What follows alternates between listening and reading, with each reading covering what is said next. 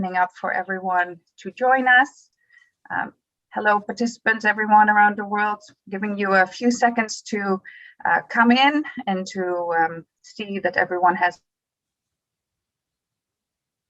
the chance to join the session. We are going to be live streaming this on YouTube this morning as well, so you have a chance to share the link also with friends and colleagues who didn't have a chance to register. I will share the link of the YouTube in the chat in a few minutes. We have a 90-minute session this morning. Last webinar, we got feedback from our participants that it was a little bit too short, so we have accommodated thanks to your thoughts, and we are having 4 presenters today that we're really excited about. And then we have some special commentators and a good panel together. I'm looking forward to presenting everyone to you in the panel, and we have a Q&A. That's your way to communicate with anyone on the panel. Please use the Q&A during any of the presentations. Put your questions in. Presenters and speakers, everyone will look at the Q&A, so they have a chance to communicate and put answers in the session directly. At the same time, we will be taking some of your questions for the final session where we have a open discussion. So it's an excellent panel. I am going to do a quick introduction, and then I will introduce the first speaker for this morning. So on today's day, good morning, everyone from Ottawa, but everyone around the world, good evening, wherever you are. Thank you for joining us on the today's TBPPM webinar on engaging drugstores and pharmacies to end tuberculosis.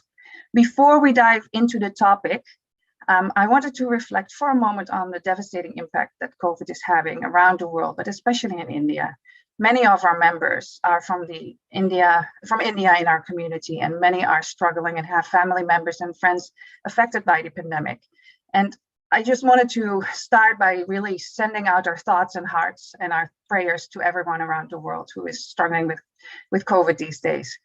And as a community, we are all rallied together to work on tuberculosis, and that joins us. So I wanted to just put a thought out there to please reach out to each other, support each other. This is what a community is also for. Several of you have already received the COVID vaccine, so that's the other side of the story. And hopefully the rollout of the vaccines will soon cover everyone around the world. So talking about covering of vaccines, many of you have gotten the vaccines actually in pharmacies, and that's what our webinar today is about. We're talking about engaging private pharmacies specifically, and these drug outlets are really the place where most people receive their first point of contact when they have common health issues, including tuberculosis. And in this webinar, we will hear about 3 different country models and how they work and what the costs are and what the yields are of engaging these small drugstores. So we have a presentation from India presented by Ramya Ananthakrishnan from REACH. We have a presentation from Subi Shrestha. He's in Nepal, and he will present a story from Nepal. From Nigeria, we have a story, and Basalu Guge is going to present this to us. And then we have a presentation by Farouk Murali from M Clinica, looking at modern digital TB care in a large pharmacy chain in Asia. And I'm also really pleased to let you know that we have 2 presenters today who will give a short comment looking at the situation of drug distribution of ARTs in pharmacies through private pharmacies. So more from an HIV angle, and that's Hana Makusi and Moses Bataganya from FHI and from USAID. So we'll be hearing some of their reflections and the work that they're doing in HIV and ART as well. And I'm pleased to let you know that on our panel today as well, moderating the panel discussion today is Jacob Cresswell from the Stop TB Partnership. So he will be taking all the questions and lead the discussion in the end. And if you have any questions as well, Dr. Madhupai is available for giving comments and feedback on our panel today as well. So with that, I would like to start our session and look at our first speaker. Our first speaker is Ramya Ananthakrishnan. She's the director of REACH. She has nearly 20 years of experience in designing and executing public health programs. She's a medical doctor with a postgraduate master's degree in community medicine, and she's leading private sector engagement in TB-free Chennai. And she's going to talk today specifically about the pharmacy engagement. Please, with this, I would like to ask Ramya to take the floor from me. Thank you, Petra. I'd like to thank the TBPPM Learning Network, Megil, and the organizers for giving me this opportunity to present about our experience in engaging private pharmacists in the fight against TB. Next slide, please. So very briefly, an introduction about REACH. We are an organization working exclusively for tuberculosis for the last 22 years. And our core mandate is partnering with the private sector and trying to see how we could engage them in TB care and prevention. We also work closely with affected communities, particularly, and engage them as powerful advocates for the TB program. We also, through the last 23 years of our work, we've been engaging different stakeholders, previously unengaged stakeholders. We've been engaging them. And I mean, people like the elected representatives, the media, the journalists, and the corporate sector. So we have been engaging the different stakeholders for the TB control. I think one of the core experience of REACH has been working directly with the people with TB, and that is where we are able to gather our experience and also understand the program much better. And I think I'll be walking you through some of those experiences. Next slide, please. So I think it's well established that the pharmacists are often the first point of contact for many people with symptoms of TB in the private sector. And to save on the consultation fees, or because the pharmacies are close by and they are always available near their homes, they are often the first point of contact. And but we have seen that the studies have shown that the purchasing pattern of a person with TB varies, and that could result in incomplete and interrupted treatment. And so we felt, I think way back in 2010-11 itself, that for a successful TB program, and especially for a successful private sector engagement, the pharmacists are a critical players who need to be engaged, because they actually influence even the patient's treatment choice. And that's how this whole journey of engaging with the pharmacists began. And I'm going to be describing the work that we did in the city of Chennai. As you can see from the map, it's a coastal city in the state of Tamil Nadu, which is down south, with a population of about 8.6 million, with more than 25% of the population in the slums. Next slide, please. When we started the program, and this is again, as I mentioned, the beginning of engaging with the pharmacies it was around 2010-11. The aim was to establish a sustainable partnership for TB control with the private pharmacies, and to encourage referrals from the private pharmacies to initially we call them the PPM centers, or to the program. It was also to promote awareness on tuberculosis and to get them to understand the seriousness of the disease. And also at the end of all this, how do we improve the quality of treatment in the private sector? And very practically, we also wanted to see how we could engage pharmacists as DOT providers and thereby increase access to the TB program at the community level. So these were the objectives with which we started working with them. Next slide, please. So how did we engage the pharmacists? So we started with several initial meetings with the pharmacists themselves, the stakeholders. And that is how we started looking at how they would like to engage with the program. And then we started doing a line listing of the different pharmacies and how they were organized. So we learned about how they were organized within a city, within a state, and at the national level. And we also did several baseline surveys. Subsequently, we developed communication materials and then undertook the training of the pharmacists. And I think one of the key learnings was that the pharmacies are a very, very structured group of people who are organized as associations. And in the city that we worked in, they were organized into 22 associations within the city. And so we worked primarily through the pharmacy associations and reached out to the community pharmacists. Another key process was revisiting the pharmacies and a periodic review with them, and being in constant touch with them and providing them the feedback. So that was very, very critical in engaging the pharmacists. So this was basically how we went about the whole process. And as you can see, we conducted meetings through the pharmacy associations. And also, since they are a very, very organized group, they are groups which actually meet regularly to talk about many, many things. We use that opportunity also to speak to them and keep our conversation and rapport alive. Again, the one-to-one visits at the pharmacy shops itself was also very, very critical. Next slide, please.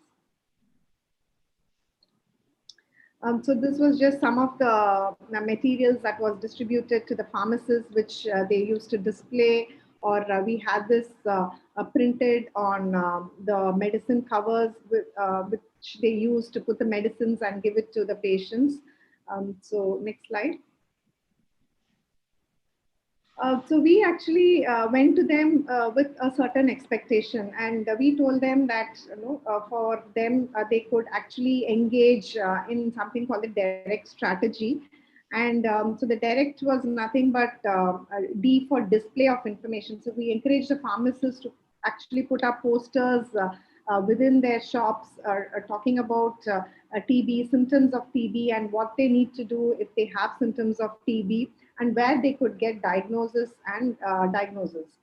Second was we requested that they identify TB symptomatics, especially those who come in with symptoms for over-the-counter medications, and direct them to the appropriate and correct diagnostic centers, which is again, that is what referral is all about. We also encourage them to educate people with TB, for those who did not want to go to, let's say, a government facility, and those who wanted to only take private prescription. We encourage them to talk to them about the duration and the need for a regular and uninterrupted treatment. We also encourage them to counsel them and their family on the need for taking regular treatment. And finally, we also engage them as direct treatment providers, wherein they could actually have the medicines which the program gives, and they could be the custodians of those medicines and provide these medicines to a person even in the private sector free of cost. So this was the different ways in which we encourage them to participate in the TB program. So the whole pharmacist engagement was within a larger umbrella of the private sector engagement initiative, which is called the TB Free Chennai initiative. And TB Free Chennai is part of the Zero TB Cities network, and where we primarily focused at creating an island of elimination at the city level. For this model, we looked at when we talk about private sector engagement, we realize that it's important to engage every stakeholder along the care cascade through which a person travels. And that's why the engagement focused not only on the private practitioners, which included chest physicians, general practitioners, and specialty practitioners, but it also included private labs and pharmacists. And we operated out of centers called the Nakshatra centers, which were spaces in private hospitals, which provided a free diagnosis and free access to TB treatment, even in the private sector. So the whole pharmacy engagement was within this larger umbrella of TB Free Chennai. Next slide, please. So I just want to run through a couple of key results as far as our pharmacy engagement was concerned. As you can see, we were able to reach out and sensitize about 15 associations in the city, and over 2,300 pharmacists were sensitized over a 5-year period. And as you can see, when we started the structured program in 2013, we started with about 240 referrals, which subsequently increased to thousands in 2017 and 18. And 2019, there was an integration within our existing TB-free Chennai program, and that's why because of the change in the reporting, you can see a drop in the number, but it is typically not a drop in the number, but it was more, we changed how the data was reported.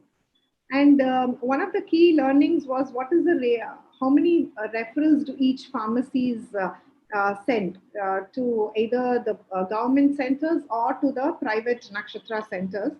We found that most of them referred about less than 5 symptomatics, and about 15 pharmacists referred more than 20 over a period of a year.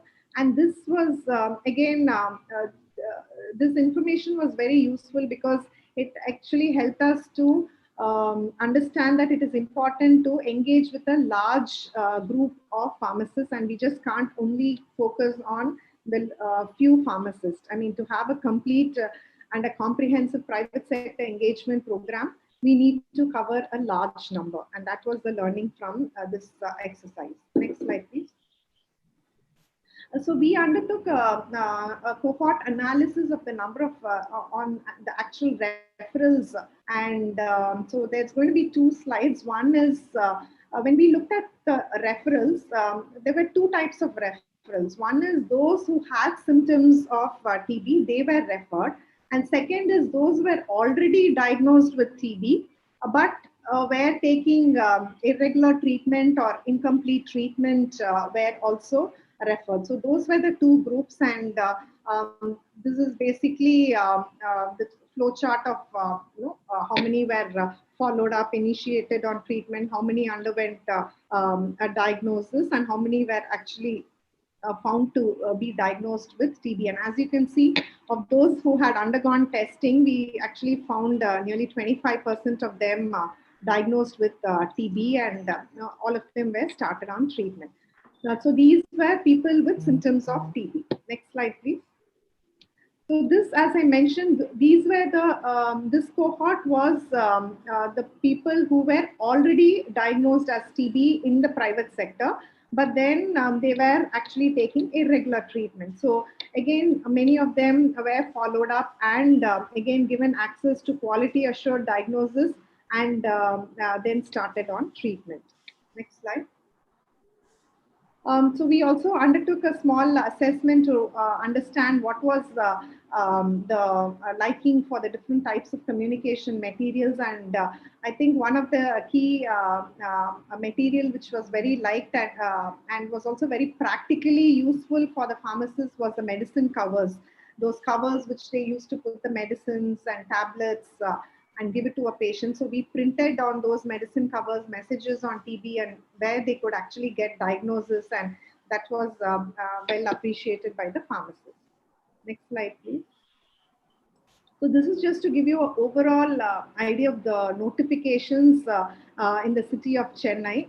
So as you can see, the blue is the blue color is the notification by the program in the public sector. And the green is the notifications from the private sector, and as a subset of green is the yellow one, which is through us and through the TB-free Chennai Nakshatra initiative. Now, of these people who have been notified, diagnosed and notified, 10% of them came from the pharmacists. Next slide. So I just want to sort of walk you through some of the testimonials like a pharmacist. One of the key questions that is usually asked is why should a pharmacist actually refer their patients and why not have them and give them the treatment, because they are foregoing their profit. And I think the pharmacists very clearly mentioned that they felt that they were working for a social cause, and considering the enormity of the TB situation, helping them to get access to free diagnosis and treatment really improve their social standing. And TB survivors also preferred the pharmacist as a dot provider, and in fact cited that they were given preference even when the sales was very busy at the pharmacy. Next slide, please. So what were our key learnings? I think one was approaching the pharmacists through different pharmacy associations, because I think instead of individually approaching them, going through pharmacy associations helped us to have a continuous channel of communication with them, and we were able to push the messages on engaging with the program in a sustained manner. A regular follow-up, participation in their review meetings helped in strengthening the rapport. Again, giving access to a TB helpline so that a person with TB could be referred to either the public sector or private sector, giving them different materials for display and dissemination. And as you can see, this whole model was actually a non-incentive model, so there was no incentives given to the pharmacists. We also recognized the participating pharmacists, those who referred the most cases, most people with symptoms by the drug controller and the state authorities. We facilitated coordination. In fact, for the very first time, we facilitated coordination between the drug controller, the pharmacy associations, and the NTEP program. And from the feedback that we received from the person with people with TB, we found that there was a significant decrease in diagnostic delay and in the out-of-pocket expenditure, and they got access to quality assured diagnosis and treatment. Next slide. So I think in terms of key success, I would say that there was a consistent participation by the pharmacists, and I think of the different stakeholders that we have worked, the pharmacists are really a very, very committed group of people contributing to the TB program. Again, a key success was this direct linkage with the public sector even after we transitioned out. It's so convenient to a person with TB when the pharmacist is involved or when the pharmacist is a DOT provider. And there is also more ownership by the pharmacist, because they have been actively involved at different stages. And today, if you look at nearly 80 to 90% of the people in the private sector get access to the fixed dose combinations provided by the public sector. And that is being possible because the pharmacists actually refer even those who come to them to either the Nakshatra clinics or to the public sector. And so, in fact, the stock, there is a very minimal stock in the private sector for TB drugs, because most of them get directed to these centers. And in terms of what the challenges were while we were implementing is, one of the key asks was that patients should not be going to different places, one for sputum, one for X-ray. So they wanted a one-stop shop for all their referrals. Of course, there was a frequent turnover of the pharmacist. I mean, constantly engaging them was very difficult. And sometimes there was a selection in referral, because if they have belong to a very low, high socioeconomic status and they don't want to refer, they don't usually refer. And sometimes there used to be some, they refer, but there's a conflict with the private practitioner. And involving hospital-based pharmacists, because hospital-based pharmacists go with what the hospital policy is, so they don't refer. So I think these were some of the challenges. Next slide, please. So I think we had opportunities for scale up both at the city, state, and the national level, and I'm very happy to say that we were able to scale it up through our different projects and also through our advocacy with the program. Next slide. So yeah, so I think that's very briefly our experience of engaging with the pharmacists, who are really a very, very committed and a dedicated group of people. And I think as Petra mentioned, with this whole COVID, it gives us the opportunity to deepen this engagement with the pharmacist and see how we could collaborate with them further. I'd like to thank our donors, Lilly MDR TB Partnership grant through United Way, and to USAID Stop TB Partnership for their Wave 5 grant, which made this whole engagement with the pharmacists possible. So thank you very much. Thank you, Ramya. That was an excellent presentation and a lot of things to think about. Thank you for sharing your lessons and thoughts on this whole engagement of, and as you see, there are many questions already popping up that people want to know more information. So please keep your questions coming in the Q&A. That's really the place where it is most easy for our panel members to respond to you. And I am wanting to move on to the next presenter. We are having with us today Suvish Shestra, who works for Save the Children in Nepal, and he's been working there ensuring the quality of TB care with the program, and has been engaging in many different activities together with the national program in Nepal. And we're looking forward to hear from him. Please go ahead, Suvish. And thank you, Petra. Namaste to everyone. I'm Dr. Suvis. I'm currently working as a technical advisor for TB grant under Global Fund from Save the Children. So first of all, I would like to thank PPM Learning Network for this opportunity and for us to share our experiences. So basically, my presentation is, more divided over the basic scenario on why we prioritize pharmacy referral. Then I would like to share how we initiated the pharmacy referral, and followed by what we managed to achieve, and then lesson learned, and what are the way forwards. So if we look at the basic situation of Nepal, so this is a data 2 years back when we prioritized the pharmacy referral, and it's not a recent data because our recent data has, our incidence has increased even more after prevalence survey.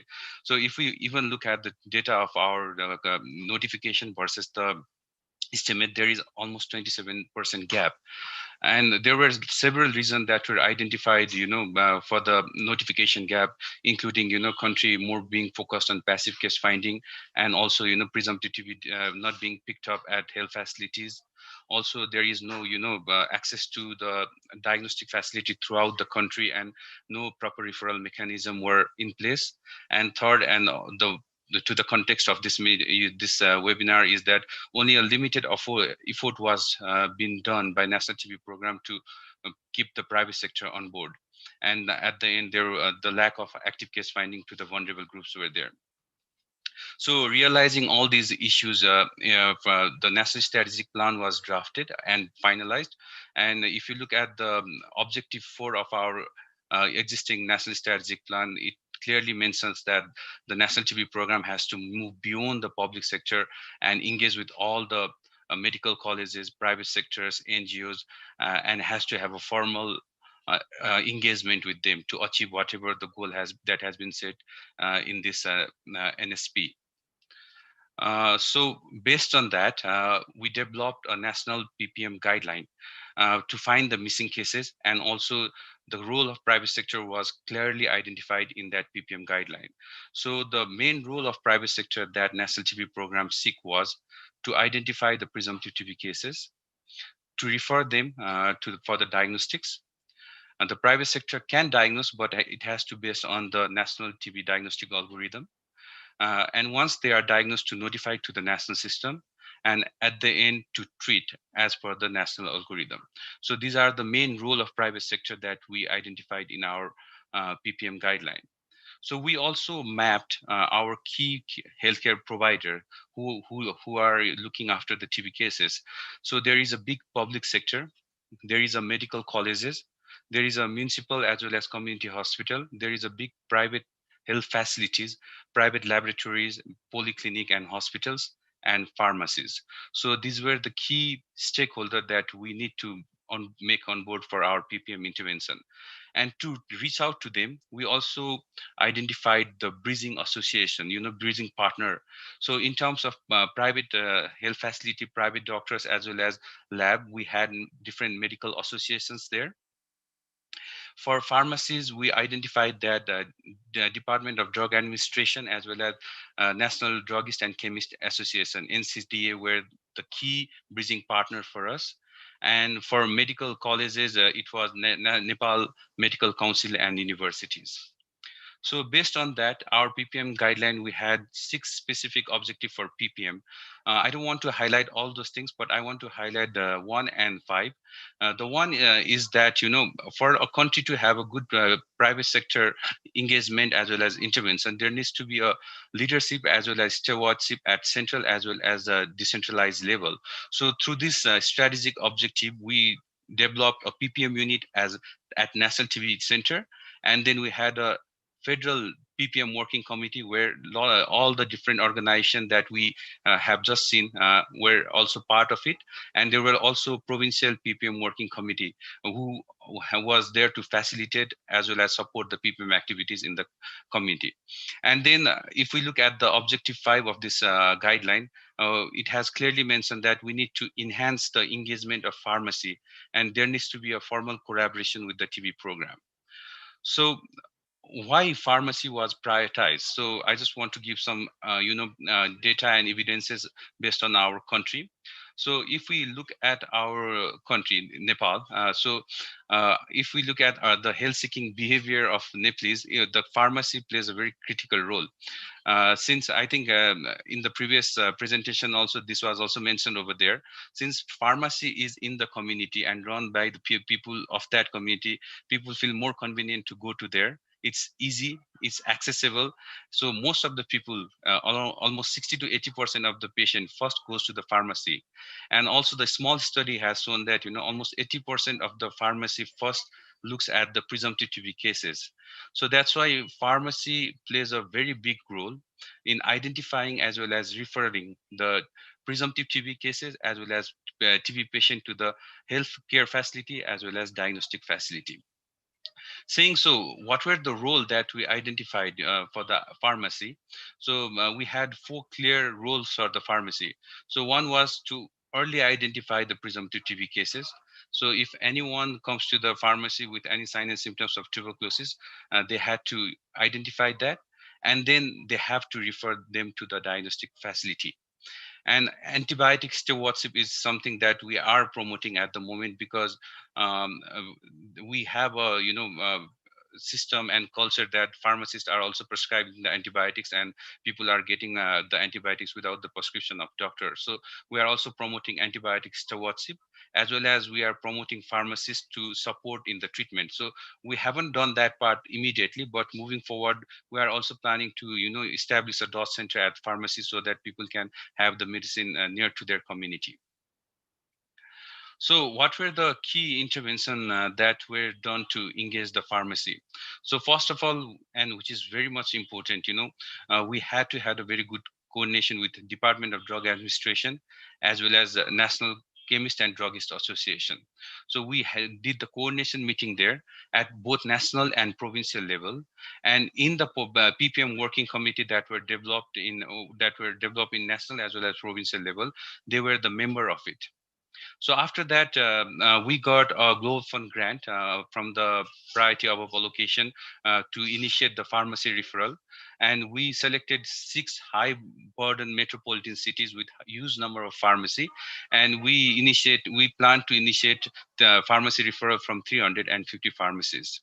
So after that, we also hired dedicated interface agencies to facilitate this process. The agency is the agency has a good experience with working with the pharmacy in terms of selling the contraceptives as well as family planning equipments, and has a good social marketing expertise. So we had a dedicated interface agency to implement this project.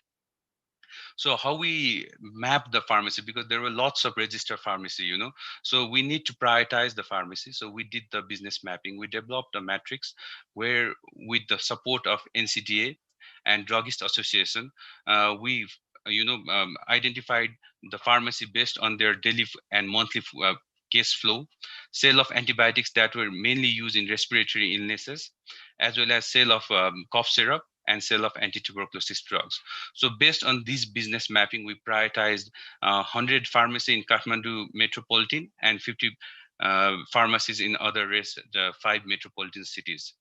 After those pharmacists to pharmacy were identified, we trained the pharmacist on TB screening, referral of the patient to the for X-ray to the doctors, and also the PPM mobilizers were recruited to coach as well as mentor and monitor the PPM interventions.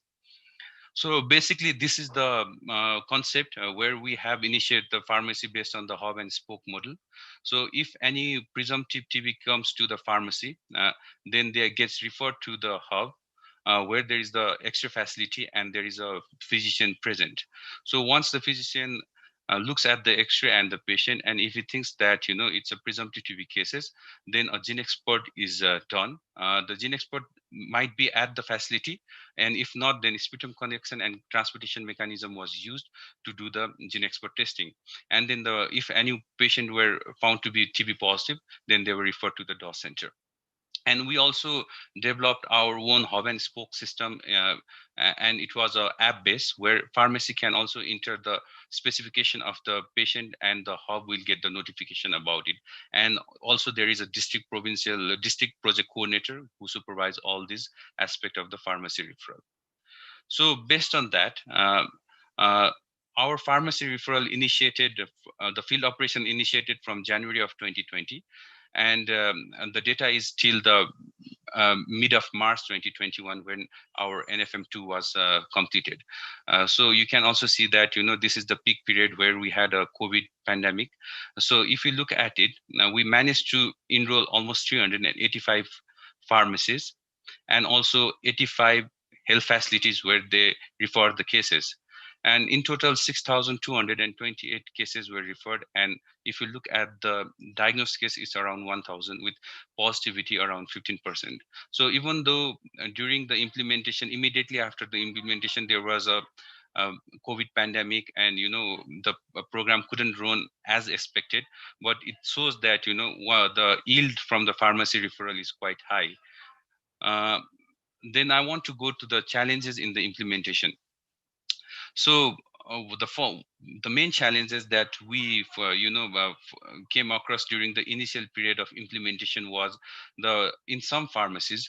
So when the patient presents with the cough, they were not screened for presumptive TB. Rather, they were given the cough syrup and then sent back to home. The second challenge that we found was, we introduced a performance-based incentive. So if any presumptive TB that we referred to the doctors or health facility got diagnosed with TB, then a pharmacy receives rupees 500, which is less than $5, and that was not lucrative enough. So the pharmacies were keen to sell drugs, antibiotics, cough syrup, rather than screening the patient and referring to them. And the third thing was, screening the patient, counseling them, then referring them, and also to do the record keeping were, kind of a hassle to them. So they were rather, more selective on which patient to send and which not to send. So I think these are the three main challenges that we faced during the pharmacy referral. But at the end, the major challenge was COVID-19 pandemic. So we all faced it. So I don't want to explain more about it. And what were the lessons learned? So number one lesson that we learned is that PPM has to be a national priority. So all these interventions that we introduced was after our national strategy plan clearly laid out that private sector has to be on board in national TB program. And based on that, there needs to be a clear guidance for the national program to how to engage on private sector. It can be private individual doctors, private polyclinic, as well as private pharmacies. If there is no clear guidance on that, then the country will struggle, and will not have a direction to that. So this is another lesson that we learned. And the third lesson we learned was, there has to be established PPM working committee, which is very functional, so that they can facilitate the process. So whatever the problem or challenges that we initially faced during the implementation, it was solved after the PPM working committee visited that, and the NCDA was there and they facilitated the process. So I think for PPM to work, and even pharmacy referral, the country has to have a very functional and multi-stakeholder involved PPM working committee at national as well as sub-national level. If we are dealing with the pharmacy, then role of chemist and druggist association is very important. And my previous presentation has also shown that. So NCDA, Chemist and Druggist Association, has to be on board so that it helps us to identify the pharmacy, to train the pharmacist, and to initiate as well as facilitate the referral from the pharmacy. And at the end, since we are now going back to the COVID, second wave, the role of pharmacy now increased more, as it is in the community, and there are full of undetected TB cases in the community. So I think the role of pharmacy will be even more moving forward, and the pharmacy has to be a part of TB program. Saying so, I would like to acknowledge the National Tuberculosis Control Center for all their leadership and guidance, Global Fund, WHO, NCDA, our PPM Working Committee, Nepal CRS, who will help us implement this project, and all the TB team that are in the field and provinces and who work during the COVID-19 pandemic as well. Thank you. Thank you so much, Subish. This was an excellent presentation, and you really clearly outlined how important all the different stakeholder communications are and all the different pieces to make PPM work and to have the engagement. I'm pleased to now ask Basil Uguge, who is a public health program manager with over 13 years field experience in the implementation of complex public health programs in HIV/AIDS and TB. And he recently worked with the KNCV TB Foundation as a senior technical advisor and has a lot of experience in public-private mix initiatives. And he's going to talk to us today specifically about the engagement of pharmacies in TB case finding in Nigeria. So Basil, please, the floor is yours.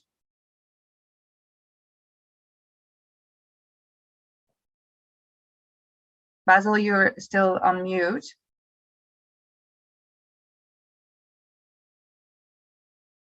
Basil, we can't hear you yet. So thank you, Petra. Yeah, here you go. Thank you, my other panelists that are on that other path. Basically, we want to share our experience in the implementation of the public-private or the public-private mix TB activities in Nigeria. And basically, we'll be focusing our discussions on engaging the patent medicine vendors and community pharmacies in TB case finding. Okay, Basil, just a minute. Can you put your presentation on full presentation mode so it's easier for people to read? Okay, let me do that. That'll be okay now? Perfect, Good. Excellent, thank you. All right, so we'll just try to look at just background and our implementation models. We look at the approach, we will share some results, and then we will share the lessons that we learned in the implementation of these interventions, working with the patent medicine vendors. By way of background, of course, this is something that is common knowledge that Nigeria ranks 7th among the 30 countries that have the highest TB burden globally, and the second in Africa. The incidence, TB incidence in Nigeria is about 219 per 100,000 population, and the mortality rate is about 39 per 100,000 population. We have over about 5,000 TB service delivery points in the country as of 2019. But of course, the coverage of TB in Nigeria is still lower than 30%.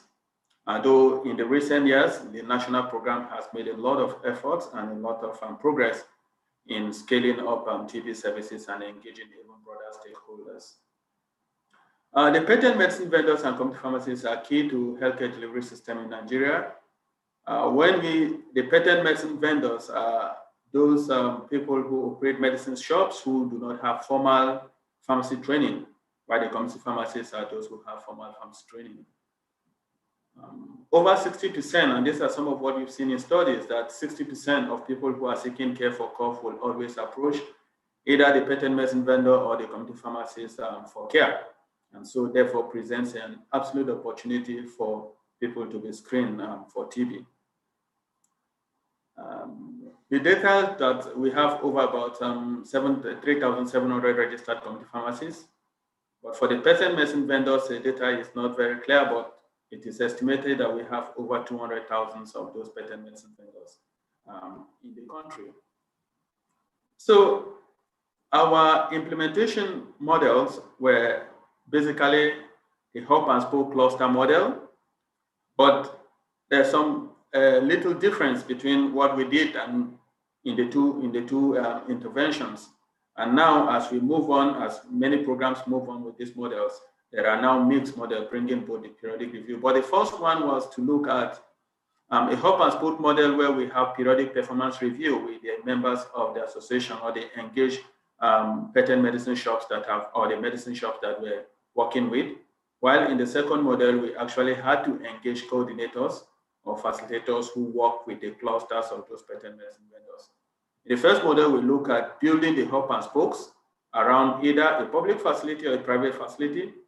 But in the second model, we actually worked a private to private handshake so that the private, the patent medicine vendors, the community pharmacies, all of them work with the patent medicine, the private facilities to strengthen their referral and case finding.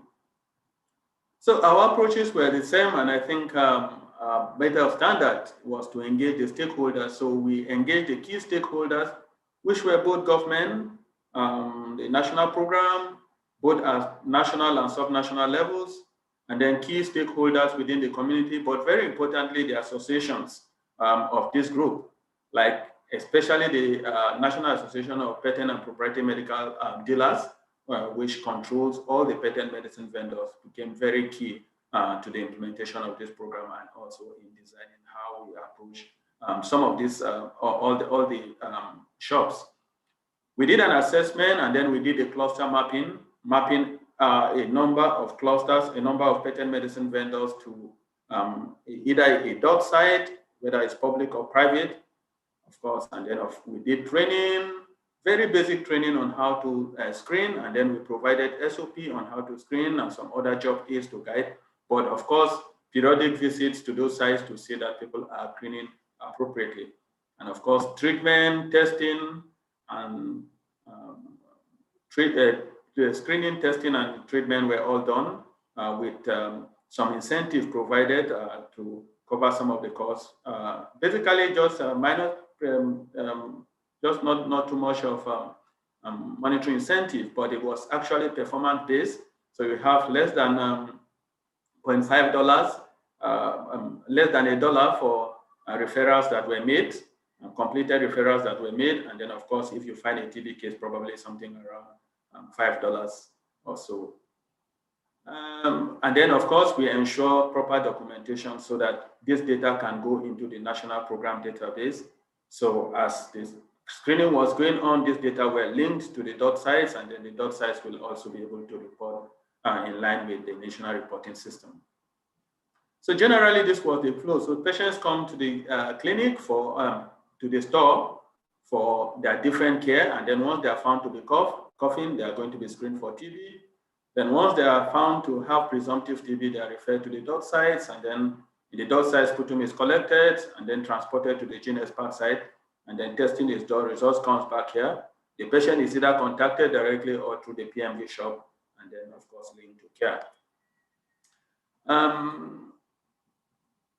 We implemented the two models. In the first model, which was implemented during the Challenge TB project, we have about 2,100 patent medicine vendors and community pharmacy were engaged.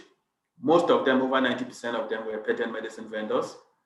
And of course, in the second program supported by the Global Fund PPM grant, about 1,800 patent medicine vendors were engaged.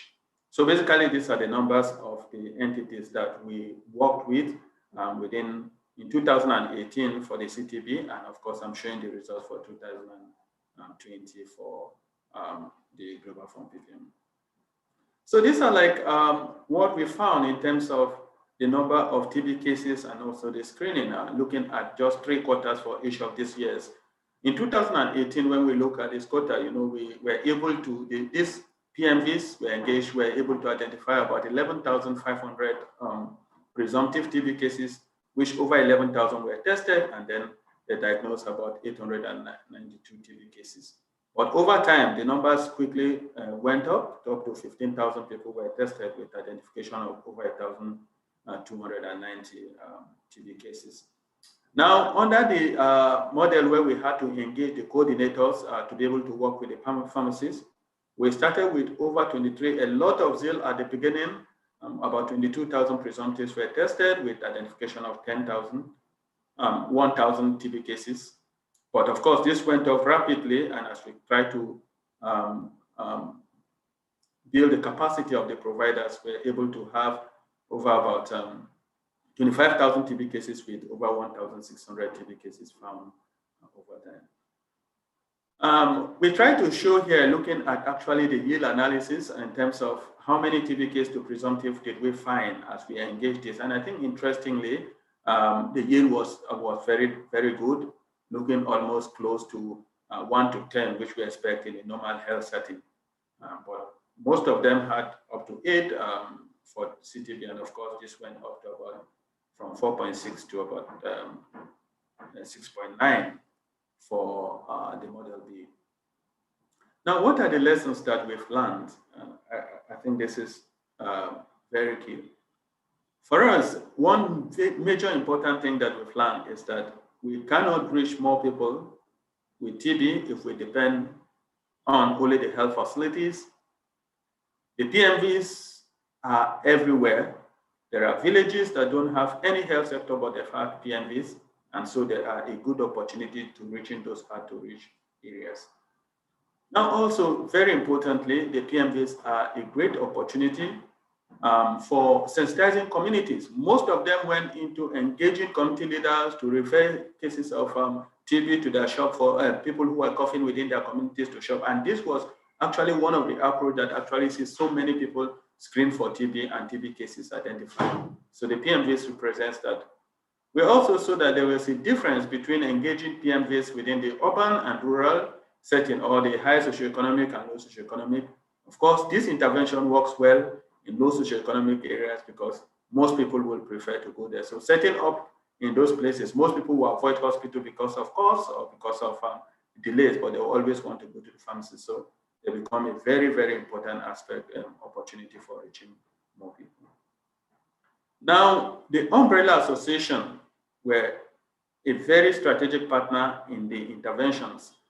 If you look at most of them across the country, the patent medicine vendors, for instance, have very, very structured association from national to state to local government level. At all levels, they have very stable association and leadership. So they know their members, they know who can support what, and they know how to work together. So engaging them was a very, very strategic way of actually making this intervention. And then the issue of coordination was found to be very useful. As we developed periodic reviews, it was an opportunity for building. We saw PMVs that were not doing well. As they attend the periodic reviews, they begin to start doing well because they were motivated by, and then they had a lot of questions to learn from, or a lot of learnings to have from those who have been implementing. So most of them come to the meeting with a lot of questions. And then, of course, the local government authorities that report TB, because in our country, the unit of TB reporting at the local government level. So engaging those local government in the planning, in everything you're doing about the private sector engagement is very key. Otherwise, this data will not be able to get to the national database. So I think these are some of the very great learnings that we have had in the implementation of this project. So KNCV-TB Foundation has been a great organization in leading the fight against TB. And I want to acknowledge the implementation of the Challenge TB project and also the Global Fund TBPPM. So I think this is basically what we have to share. Thank you. Thank you so much, Basil. That was a great presentation and really good to hear about this, what you have done in Nigeria. Thank you for sharing that. And there are some questions in the chat, so please have a look at those. Keep the questions coming, everyone. Thank you for those 3 wonderful presentations and different perspectives from country level. And I'm now pleased to move on and ask Farouk Merali, who's the founder and the CEO of M Clinica, to give us a perspective on really going really broad and wide within Asia in engaging pharmacy solutions through digital connections. So Farouk, please, the floor is yours. Go ahead. Great, thanks, thanks Petra, and great to be with you all today. And I think my fellow panelists have really underscored some of the great work that's been done in the sector, and really an increasing body of evidence about the role of pharmacies. What I'd like to discuss with you today is really the role of digitization and how digital is advancing a lot of this great work that's been done in an unprecedented speed and scale. And to share with you some of the examples of that work that we have done with a great set of partners in applying a lot of this great work to sort of digital models. So to kind of give you a little bit of background, we specifically focus on pharmacies. In fact, we connect about 195,000 pharmacy professionals. So these are pharmacists, pharmacy assistants, owners, managers, the pharmacy workforce that either makes the purchase decision for the pharmacy or influences the patient purchase decision. And they come from about 45,000 pharmacies across Southeast Asia. And that gives incredible reach towards the end patient. And through this network that is digitally connected, we can reach approximately 150 million patients. So it really underscores the importance of pharmacies as that center of care in their communities. So we operate across Southeast Asia. A lot of people like myself come from public health backgrounds. We're pharmacists, nurses, technologists, and data scientists looking at this problem of pharmacy across Southeast Asia. So we work with a lot of ministries of health, a lot of great organizations, many of which are participating on this call today, and really work across a variety of disease areas and work on TB as well. So, we certainly, like many of the other panelists have underscored, is that pharmacies are really the center of community care. In fact, in a recent survey we did, we found that patients visited pharmacies 12 times a year versus a physician 1.2 times a year. So if you look at that statistic alone in terms of an amazing touch point for community care, we cannot underscore the importance of pharmacies. So, the thing and the problem is that if most of the care is happening from private pharmacies, actually in Southeast Asia and in many other geographies, more than 80% of the pharmacies are actually independent. So you have these private pharmacies. They're usually these small mom and pop shops, very hard to reach. And so how do you actually get to them if you want to do programmatic interventions? And going a little bit further, if you have this problem of fragmentation with pharmacies, you often have a problem with wholesalers when it's access to TB drugs or FDCs. You have a problem with accessing the end patient. So it becomes really a last mile challenge where to solve TB, you can't just look at the pharmacy, you have to look even upstream as well about how the goods get there in the first place. So looking at markets that we look at, for example, where I'm based in Indonesia, 92% of the pharmacies are actually independent. In Vietnam, 96% are independent. You can see this across many of the countries in Southeast Asia, and Africa is not that dissimilar for countries there. So if you have this problem of fragmentation, you have an issue accessing the people who work at pharmacies and make decisions. How do we actually bring them all together? And this is really where digital comes in. So we launched this app actually in 2017 called Swipe RX. And what it was an all-in-one app for pharmacy professionals. Now, let me remind you, it is not about TB. It is about everything that pharmacy professionals need, because pharmacists don't just deal with TB, they deal with every single type of condition, right? So what we did was we solved from that perspective of the provider viewpoint. How can you give them what they need in order to better serve patients and manage their pharmacies and do it in one app? So for example, they can get accredited education. So we're actually the largest provider now of online education that is accredited and recognized by pharmacy associations that is completely online. They can get news and announcements. We work with global partners that we have, like the WHO, all the way down to local universities and associations, to titrate news and information that is relevant to the pharmacy practice, that is in accordance to local language and local regulation, in a newsfeed that almost looks like your Facebook or LinkedIn newsfeed, right? And so that gives them that personalized sort of source of information. They can actually ask questions and get answers from other pharmacists. In fact, to share an anecdote, one of the most frequently asked questions is, help me read this prescription, right? So they're actually helping, taking a photo of a prescription, blocking out the patient name, of course, and then asking other pharmacists to help them read it or decipher it. So it has this entire Q&A and crowdsource component to it. Beyond that, there's job opportunities. They can participate in surveys. They can actually take training. So the reason why we designed it this way is we said, look, if we just designed an app for TB or HIV/AIDS or any other sort of vertical, this is really not necessarily how pharmacies think. And if they download an app for TB, maybe they will, delete it after a few months. Maybe they won't use it. But if they're using it for everything, then you got the audience already. And so as a result of that, we launched this in 2017, and pretty much in every market that we launched in, we got about 25 to 40% of the workforce in 6 months. So there's very high adoption, very high uptake. And I think it's largely around addressing an audience that not necessarily was addressed properly before from a technology perspective. So we have about 1 in every 3 pharmacists in Southeast Asia actually already on the platform. And that gives you really interesting reach when you're trying to run public health programs. So the way we think about programmatic areas, whether we're solving problems, in the NCD area or HIV/AIDS, or for today's case, TB, the way we think about our mechanism of change is really, how do you start by understanding the baseline? What are pharmacy professionals' knowledge, attitudes, practices towards TB? What do they feel is their role in TB management? What do they currently know about it? That's the first thing. And that's really what we identify first in a lot of the work that we do. Once you have that, then you also understand where they have deficiencies in knowledge and where you need to increase the awareness around particular parts. So here's where we start to do communication and behavior change.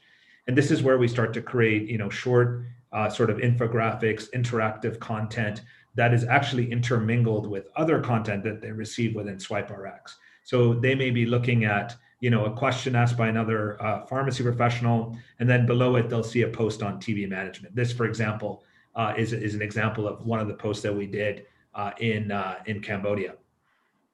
Beyond that, then they can move into formalized education. So as many of you know, pharmacists require a certain number of credits to renew their license. This process is usually very offline. They have to go to classrooms, they actually have to take the lecture, then they get the credits. So we can provide completely free online accredited education for pharmacy professionals, and they actually get credits that count to it, to their license. And then once we understand what the baseline is, once we start to create awareness and education around TB control and TB counseling, then you can actually take very discrete action on it. And one of the actions we do is electronic referral. So, a complete digital way to trace referrals all the way from origination from the pharmacy to facility. And so I'll share with you kind of a few examples from each one of these phases, using examples of work that we've done in TB across Indonesia, Philippines, Cambodia, and Vietnam. So, what we found here is that, to share some of the interesting research outsides, 61% of pharmacy professionals actually described fear and nervousness when interacting with TB patients. So there is this actual sort of worry around interacting with TB. And actually, there's a lot of, potentially myths around this. 72% of pharmacy professionals surveyed in Cambodia actually believe that TB could be transmitted by sharing food. So this is actually what you would think is a quite well-educated population, but there's a lot of room to help improve awareness, right? And the research surveys and the digital research we did by fielding the surveys in a couple of weeks got us back digital data, and we were able to understand this. In Indonesia, we found that 92% of pharmacy professionals surveyed actually wanted to dispense TB programmatic drugs at their pharmacy. Those FDCs were not often available at private pharmacies. And actually, even though they're dispensing mostly loose drugs, as is the current format, 44% actually experience TB drug stockout. So if we're going to solve the problem of, TB, let's make sure that we actually have the drugs there in the first place. And there is interest in being involved in that type of activity as well. What we also found from Indonesia is that 93% of pharmacy professionals were willing to digitally refer. So an incredibly high percentage. And as our prior panelists mentioned, what's interesting is that they actually didn't want financial incentives. They just wanted recognition, and they wanted items to help them support their ability to refer and make that job easier. But there is this very much sense of public health and duty and ethics in the professional sense to help. So that was quite interesting.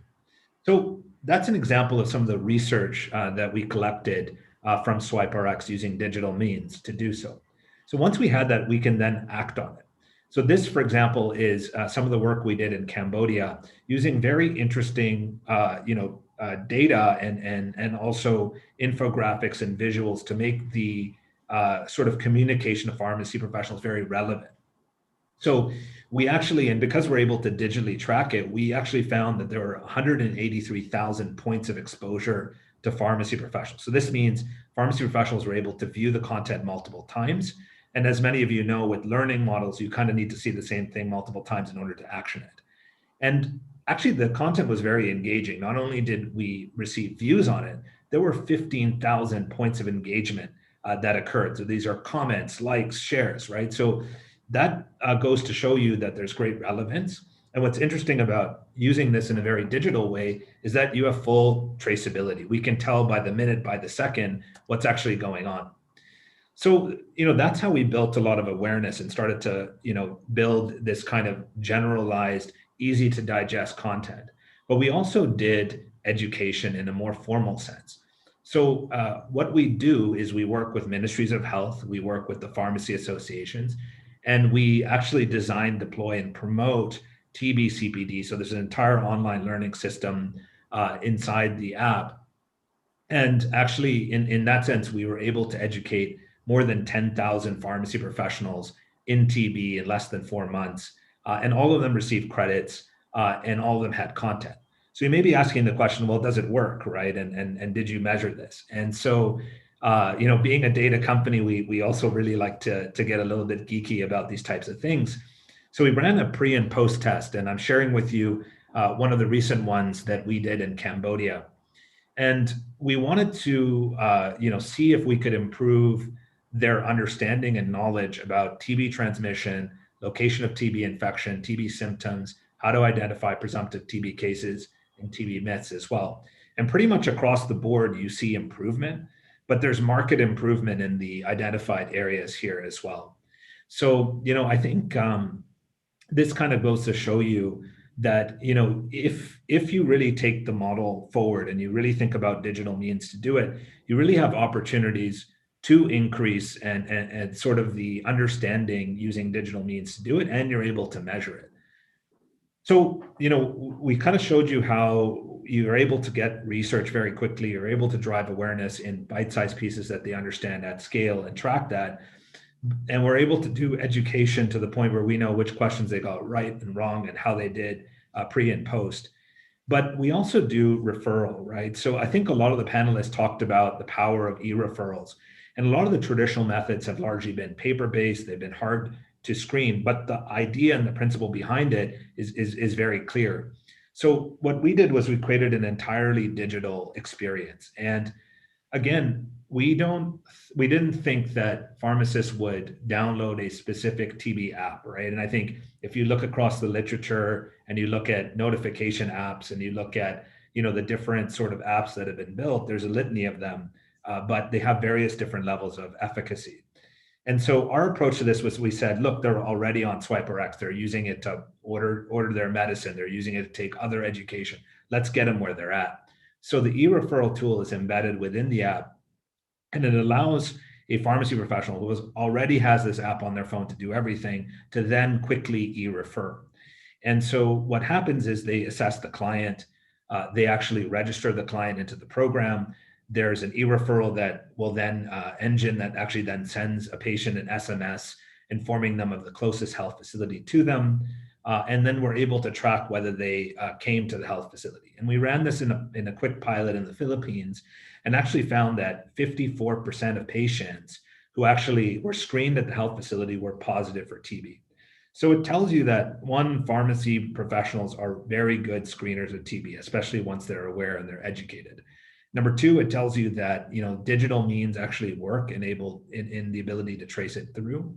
And three, it tells you that there's a very big TB problem here, right? If 54% that came through were actually positive. So I think that underscores the relevance of today's event as well.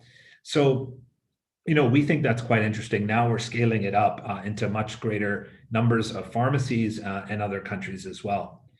So as we look forward, now that we have this digital ecosystem, we've used it for research, awareness, education, and referral, we're now thinking what next, right? And so we're now looking at digital patient assistance programs, which provide vouchers to patients through the platform to allow them to have, either low cost or no cost access to TBCs, to tuberculosis drugs in the private sector. We're also actually looking at improving the awareness to point of care diagnostics, and also digital methods to actually improve notification from pharmacies into national systems.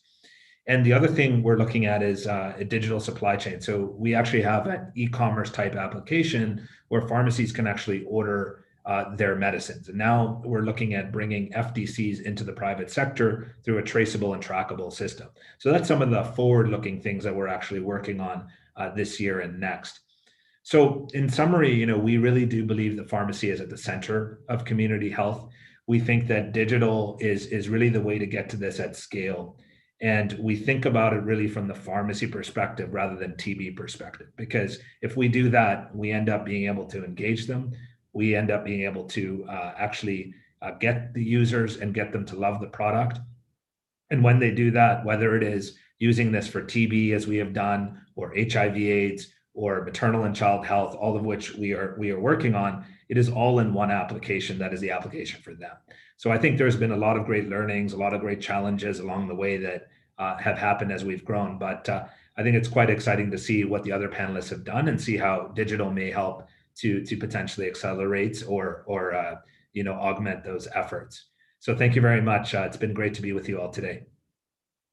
Thank you so much, Farouk. That was a great to hear your presentation and hear all the data and all the work that you're doing. And digital definitely is the future. So it's very promising, and we hope to look forward to further collaboration with you and at the country level. So thank you for that.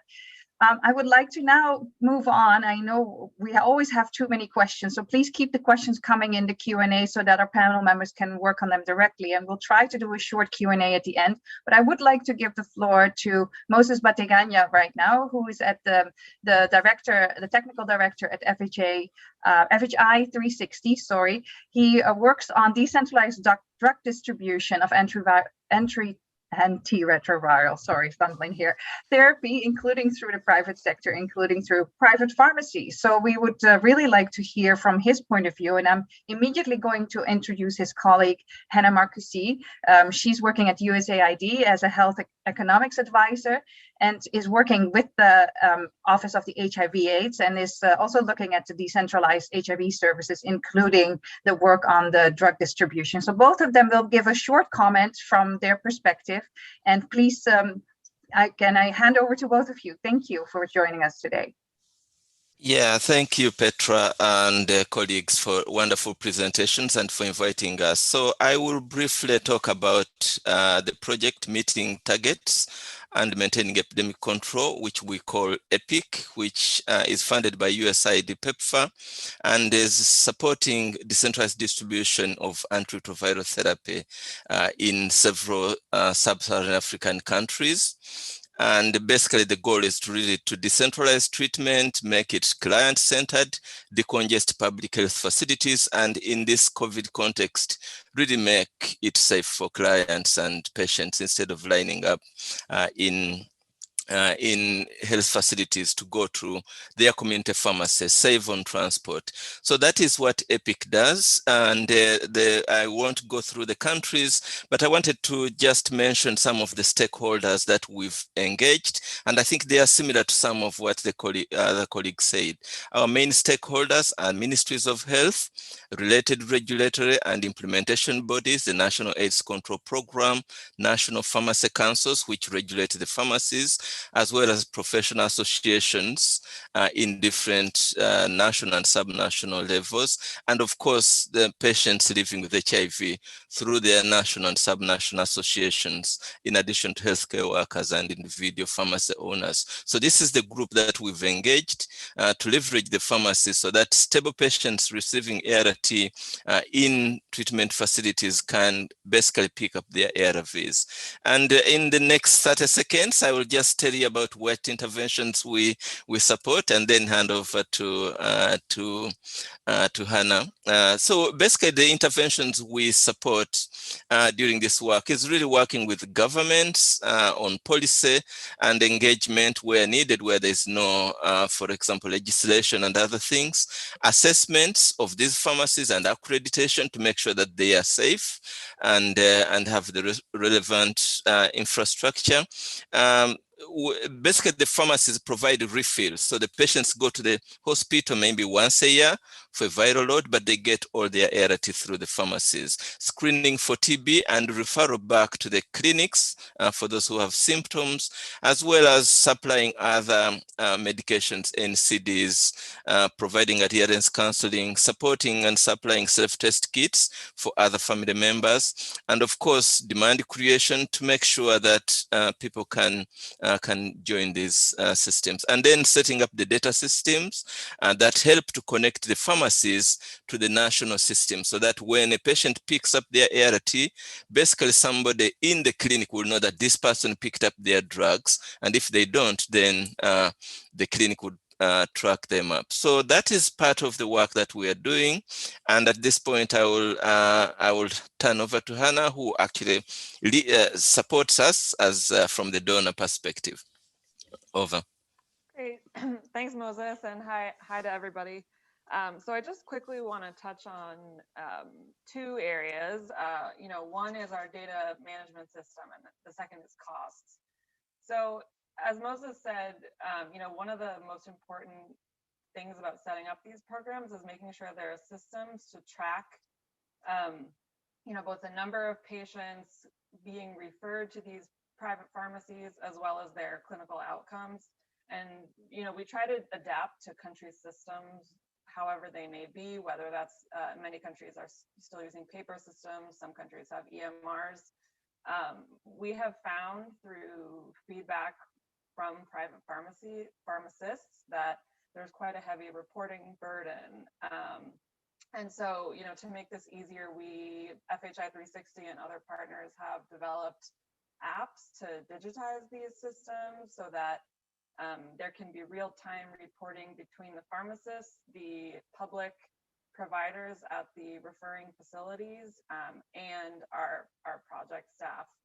In some cases, we also have real-time insight into the flow of commodities to make sure, in some cases we need reverse logistics in place when patients don't pick up drugs on time, which fortunately doesn't happen too often, but we do have those systems in place.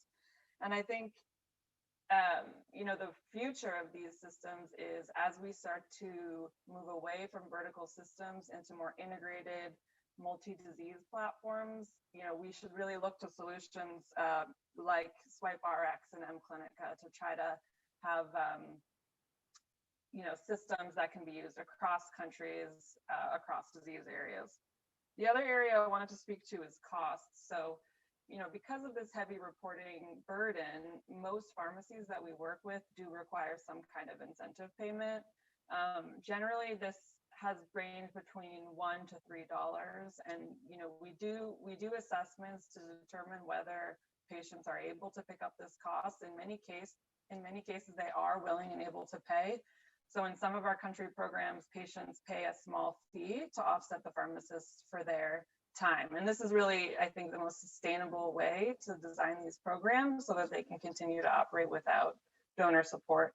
But in other cases, and particularly during the COVID-19 pandemic, when folks are facing all sorts of additional economic barriers, PEPFAR pays these fees through our project staff, and we either do that generally through a per capita payment or a lump sum payment to the pharmacies. But we do see, patients see the value in paying for these programs because they see savings on their end from reduced transport costs. You know, they avoid loss of wages, you know, when they have to spend a long time waiting in public facilities. So we do see a lot of cost savings for patients. And I think Ramya mentioned, you know, a lot of patients have fluctuating ability to pay. So we do ensure that pharmacists commit to providing the service regardless of whether the patient is willing to pay, is able to pay at that moment. So that's it for me, and I'll pass it back to Jacob. Thanks.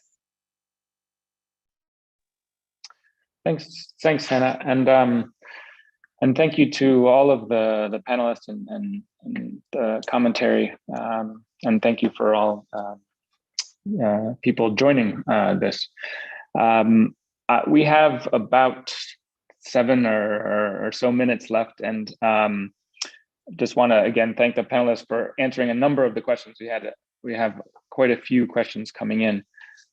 So I'm not sure how many we'll be able to get to, but I did see a number of questions that were based around monitoring especially the referral process, and also thinking about engagement of the pharmacies and how best to engage and decide who you're going to engage and how that process will work.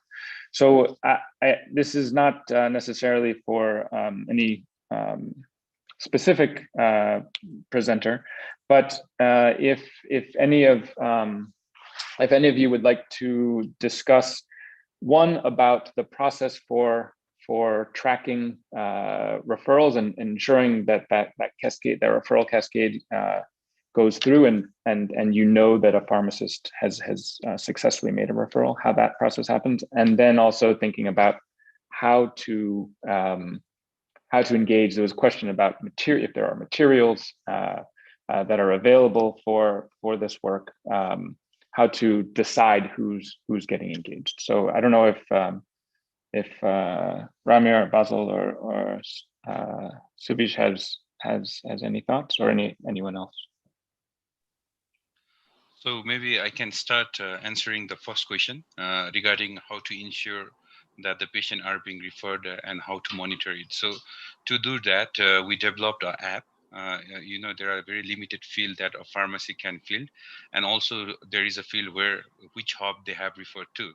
So once they enter the data in the apps, and then it gets sent to the hub where there is a focal person, as well as in that district we have a district project coordinator who will also get informed. You know, so if the referred cases doesn't appear in the hub referred, then we again do the follow up. So based on that app, we are doing the we are monitoring the patient that are being referred. Before that, it was a paper-based system, and we did have few loss to follow up, you know, around 10 to 20% when people are getting referred, they were not reaching the hub, but they are going to other centers. But through this app and notification system, we were able to manage that loss to follow up. Thank you. Okay. So let me also add to what Savisha said. For us, getting those referrals down was a two-way system. So because it's performance-based, and the patent medicine vendors or the pharmacy needs to send a referral to the hub facility. And once that referral gets there, he needs to get a feedback. So you have the register at the pharmacy, and also you have a register at the hub. So, but when you're paying your incentives, the incentives are usually paid based on how many referrals actually got to the hub facility for evaluation. So it was the responsibility of the pharmacy to make sure that the patient is directed to get linked to the hub facilities. But when the PPM coordinators also support this process, so they could get the pharmacy or the patent medicine vendor can link the patients to the PPM coordinator, then the coordinator would not be the one to facilitate, ensuring that the patient gets to the facility and its evaluation sputum is collected and then testing is done. There are also efforts on using digital applications to track this referral. But for most of what we did in the past years, we depended on paper-based linkage, and of course, making sure that the actual incentives are provided based on patients who were actually linked to the hub facilities and evaluated for TB. Over. Thanks, Basil. Ramya, do you have anything that you'd like to add, or? Yeah, I mean, again, I just want to add that it was pretty much paper-based, and also it was like, I mean, we had like a self-carbon referral coupon where they could actually write the details and give one copy to the person with symptom, and the other could be retailed. And then when we have this regular follow-up with the pharmacist, we collect this detail and then follow up with those records so that we minimize loss to follow-up. And it also helped that we had a helpline which either the pharmacist or a person with TB could actually access to facilitate coordination, especially to find out which is the nearest diagnostic center. Over. Okay, great. Oh, sorry, Farooq, do you want to? Yeah, sorry. There's like a bunch of questions on digital referrals, so I'll jump in on this one. Yeah, so I'll walk you through kind of how it works in a simplistic way. So patients walk into pharmacies. They have presumptive TB. The pharmacist has been trained digitally to recognize and understand these symptoms, and also has a little bit of a quick checklist. So they use the app to then register the patient. They collect it depends on the country, but like age, gender, mobile number, and then they input the preferred facility that the patient wants to go to. And based on that data, the patient then is registered in the system and receives an instant SMS saying, you've been registered into this e-referral program by ABC Pharmacy. Please go to XYZ hospital to get your TB check. Now, what's interesting is it says, show this code to have express service. And we've done that sometimes as well. So they actually go to the hospital and they show it. And there in that message, there's a code that the facility then inputs as well. So that's one way we do it. The other way, which is I think a much more scalable way, which we've also done, is actually we just look at the NTP national system. So we make sure that the facilities that are referring to, if the data is inputted, it's already in the national databases. So therefore you can run a check to basically see, is the mobile number show up, or by age, gender, and the time window of origination and referral, you match the two, right? And why we do it this way is it becomes very automated. You can run a query and basically figure out what happened from one to the other. And it becomes digitally trackable all the way from knowing which pharmacy referred to which health facility actually received the patient and what the test result was, positive or negative. So that's kind of how we do it. And I think the other important part to mention is time. So on average, to register a patient, it takes 23 seconds through the app. So it's a fairly quick process in terms of registering them. Otherwise, if you don't make it fast, or there's too much work, I think we would lose a lot of patients that way. So that's a lot of the thing that we think about, is how to make it as quickly as possible and how to make tracking not a chore, right? If you're sitting there and calling health facilities and being like, did he come, did he not come, or it's very difficult. So you have to find a way to do it without much intervention. So that's how we do it. Hopefully that clarified.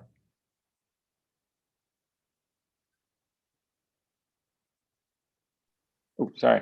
Thanks, Farooq. And so I think we have maybe time for just one very quick reactions to another general question before I let Petra close. If we know some of you may have to drop off, so that's fine. We're just going to go a few minutes over. But the other part of the discussion that we saw a lot of questions on was around this: how to choose who to engage. In many countries, Basil nicely pointed out that in Nigeria, PMVs, there are far more opportunities than maybe even diagnostic centers in the areas. In private sector, not a lot of private provider engagement. We see that maybe there's like this 80-20 rule where 20% of the providers are identifying 80% of the patients, and there was questions around how many anti-TB TB treatment courses are being sold by pharmacies in Southeast Asia or in countries that you work with. So could some of you talk about how you decide? Do you try to engage all pharmacies? Do you focus on specific ones?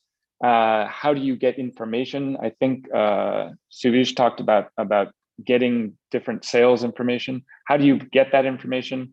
How would others think about getting it? And then, tracking who is engaged along during the intervention, and are you getting most of those referrals from a select group? Just some of those thoughts around these questions would be great if any of you have them. Over. Okay. Okay, please, Basil, you go ahead. Okay, thank you, Switch. For us in Nigeria, engaging these pharmacies and its committee, the patent medicine vendors start with first engaging government, like I mentioned earlier, but very importantly also engaging the associations. And when I mean government at all levels, of course, looking at the local government level, which is the smallest structure for operations, but also engaging the associations and of course conducting an assessment and looking at some very critical factors. One, of course, we are going to look at what is the available human resource within that pharmacy. Are they able to do some very basic documentations within that pharmacy? And so it's easy to train them, and it's also easy to get them involved. Number two, you also have to look at the volume of people that attend and receive care from those pharmacies or those patent medicine vendors. You could find some pharmacies, they have quite a large volume of people coming there, so they provide an opportunity to reach more people. And then, of course, we look at contiguity in terms of between the hub and spoke. So if you have a center that is within, can easily link patients, then it's going to prioritize that. So we look at those things. And then, again, very importantly, we look at locations. Like I mentioned earlier, pharmacy stop and also patent medicine vendors that are located within the slums, or those are located within the very low social, in some places where it is only the pharmacy located within that village, then they represent very good opportunities that will address people who really need care. If you look at most of the places, if you go to very urban places and you go to the pharmacy, most times you will not see, because people tend to go to the hospital in those very high socioeconomic settings. And so these are some of the criteria that we use in selecting who to get engaged. Over.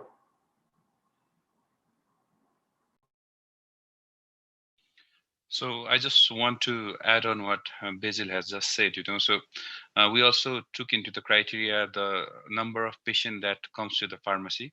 So there is one limitation, so once we got collaborated with the National Chemists and Druggists Association, we only got to get the list of those pharmacies which are registered. So there are still, almost 30 to 40% of the pharmacies are not registered. So they are not, in our group. So I think this is something that we need to plan in the future. But those registered pharmacy, we contact them through our mobilizer to find daily cases, the number of people that visiting the pharmacy. And before we thought we could only see the ATT cell, but later on we decided, most of the presumptive goes there with the sign and symptoms, and they get antibiotics, at the first in the pharmacy. That is our basic practice. So we'll also take the antibiotic cell, mainly those drugs that are being used for the chest infection. And that number normally comes from pharmacy as well as the dealers. So that's why the role of NCDA and committee was very important, because they facilitated the whole process for us to get the data. And based on those three numbers, we prioritize the pharmacy and we train them. Yeah, thank you. Thanks, Suvish. I think we're getting to we're well over time, so maybe I'll pass it back to Petra to close. I saw that Ramya was keen to say one last word. Ramya, can I give you the last word? Thank you, Petra. No, just wanted to add at this point is that I think it's important to reach out to every pharmacist, because it's not only an opportunity to talk to them for engaging in TB, but also I feel it's an opportunity to talk to them about the larger AMR and the rational use of drugs, and also preventing over-the-counter medication. So every interaction and engagement with the pharmacist provides an opportunity to talk about all of this, and sort of reinforces our messaging. So I think my take on this is address and engage with everybody, not only those who probably have sell ATT drugs or certain. It's important. It's an opportunity to talk about the bigger picture to each and every pharmacy. Thank you.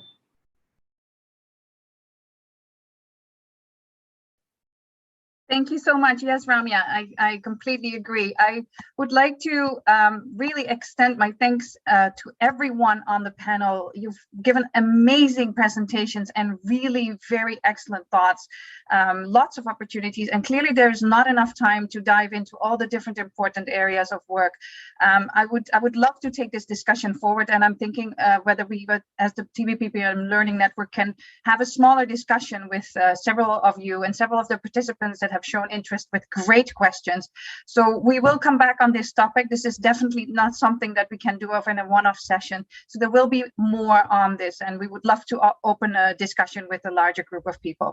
I am wanting to thank Jacob for moderating the discussion. I want to thank all the participants for being here and asking excellent questions, but thanks really to all our panel members.